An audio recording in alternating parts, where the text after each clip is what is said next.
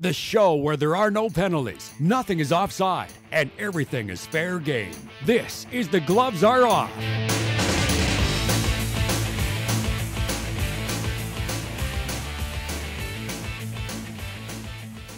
Welcome to this week's edition of Gloves Are Off. I'm Moses Woldu. Took some time off. I was on the 15-day DL to some. I'm now back in action. So was our lower body injury or upper body injury? Or both, or a mix of both? It was a bit of both. Let's put it that way, be very discreet. But I'm pleased to be joined by yourself, my friend. It's been a long time. Greg Buchanan, how are you? Yeah, not too bad, not too bad, not too bad at all. I would call you the voice, or one of the voices of CPC Radio, and the reason why I say one of the voices is because we have your better half. Yeah. Or second half, we call it, right? I don't know if we really kind of say better. I think Greg's going to get an upper body injury here in a minute.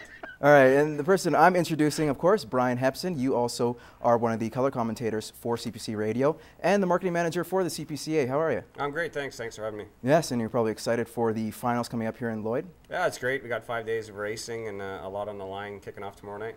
Yes, and well, you know what? We'll start off the show with the CPCA and the finals. And hey, what a race it was the last few weeks, especially in Turtleford, kind of going down that final stretch with the penultimate race. We had a great finish. We have Vern Nolan right now with a slight edge in the Pro Tour standings. You have BJ Carey, Devin Mitzwing, Brian and Jamie Laboucaine right there in 4th and 5th. Really tight finish. Not just in the top 5, but if you look at the standings throughout, it's very, very tight. Now, can Vern Nolan, who's at the top as we speak, can he claim the driver's title, or do you take the field and you see somebody else coming up? Brian?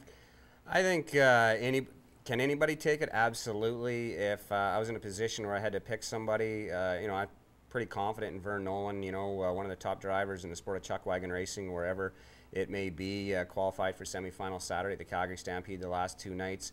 Hasn't seen a 5/8 track. A lot of these guys haven't seen a 5/8 track since the Calgary Stampede, so it's going to take Vern Nolan, in my opinion, to make a mistake for someone else to take over the top #1 spot in the CPCA. I think Vern has one of the best outfits, not only in the CPCA, but in the sport of chuck wagon racing. And when that outfit is clicking on a given night, it's hard to beat. But, BJ Carey's had a great season. Jamie Laboucaine, a tremendous Calgary Stampede, carried that on to the CPCA. The Laboucaine barn depth, and, of course, Devin Mitzwing, and the Mitzwing barn depth. It's going to be an interesting 5 days. We've also touched on this, Brian, too, just kind of before the show. It's not just the top of the standings that's really interesting in terms of how tight it is, but it's also the bottom of the standings. This year, very unique. We have 11 riders or drivers that are able to qualify for Calgary next year for the GMC Rangeland Derby. And you got some great finishes in that for that 11th spot, even the top, I'd say the last 3 or 4 spots. Oh, absolutely. The top 8 drivers in the CPCA, plus Jamie Laboucaine, Vern Nolan, Wayne Knight, they all qualified through the Calgary Stampede process, and gives the CPCA 11 drivers going to Calgary next year. And as you mentioned, we talked about it earlier, get to the Calgary Stampede and you're probably looking at $100,000 in between sponsorship and prize money right now.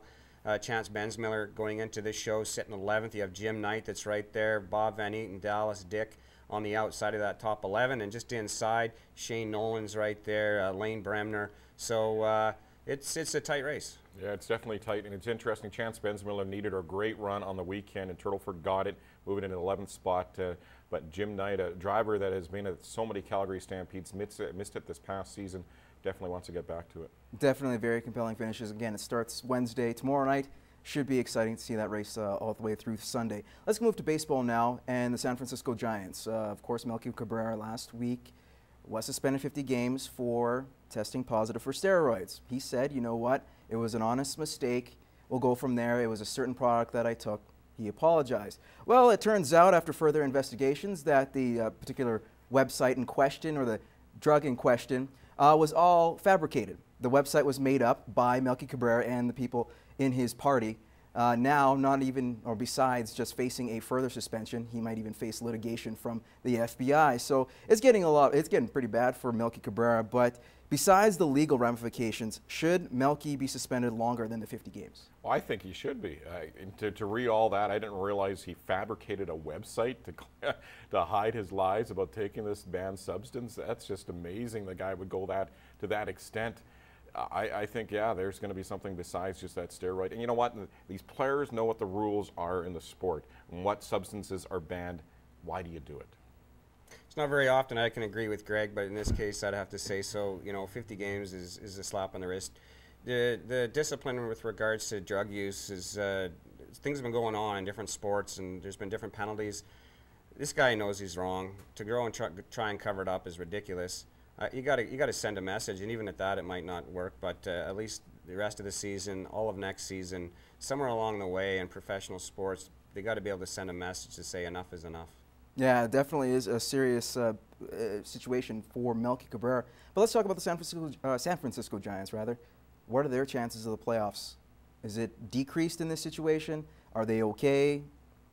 Well, it's not going to help them. You know, they take a pretty good bat out of their lineup for the rest of the season, and hard to replace that bat. And going down that home stretch, they need every little offense they can get. Their pitching is somewhat suspect at times. Lithicum is not being the kind of the pitcher he's been in the past. When you take a key player out of any lineup, you can take a key horse out of a outfit in chuck wagon racing. There's going to be some sort of ramifications. Is it going to happen here? Probably in some way. Will it cost them a shot at the playoffs? I guess we'll find out. All right, let's move on to Augusta. It took about 80-some years or so, but they have finally said they are going to admit women to the golf course and allow them to have memberships. Did you guys really think it was going to take this long, or was it even happen at all? I haven't really been paying attention to it, but based on some of the diverse cultures in the U.S., I'm not surprised that it's taken this long. They should have been involved years ago. There's a lot of talent, female talent in a variety of sports, and surprised. Yeah, probably, but it's good that they're getting in there. You know, not a shot against the southern United States, but there's certain places in the U.S. that it's like going back in time, and it's finally good that Augusta has finally caught up to time in 2012. Yeah, it took a while for them, especially 2002 when this kind of whole movement kind of started, especially getting women in there. Condoleezza Rice, former Secretary of State, I believe it was, she is being one of the members in there. So it's certainly a positive sign that's going forward. In the meantime, we're going to take a positive sign and take a bit of a break. We'll come back with more Gloves Are Off.